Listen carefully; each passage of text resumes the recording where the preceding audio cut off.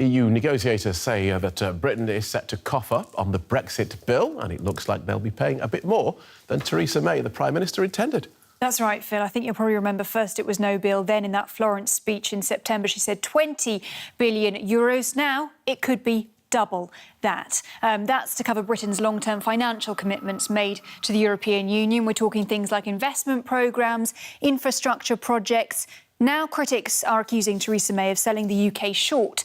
A settlement could help get talks about future relations and trade underway. The US economy continues to pick up pace. The government's just posted a 3.3% rise for last quarter. That's the largest expansion in 3 years, and despite the nation being hit by 2 big hurricanes. Now, business investment is up, and a strengthening economy would warrant continued interest rate increases. But analysts have slashed fourth quarter growth estimates due to a slowdown in consumer spending and sluggish wage growth. Meanwhile, that rapidly swelling Bitcoin bubble could be set to burst in spectacular fashion. The cryptocurrency is skyrocketing at the moment, slamming through the $10,000 barrier just hours ago.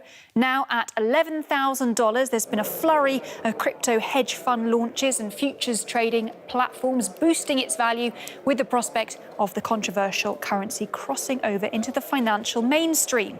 It'll be interesting to see if and when it does, some bank bosses call it fraud. The lenders could be made redundant by the currency as it bypasses them as middlemen, using instead blockchain technology as an online ledger.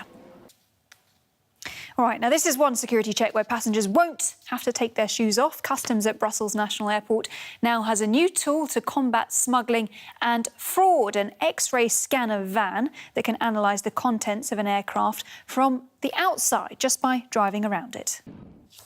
Back over to Phil now, returning to our top story. A former Bosnian Croat general at the UN Tribunal for the former Yugoslavia has killed himself in court. Helen, thank you. Yes, now...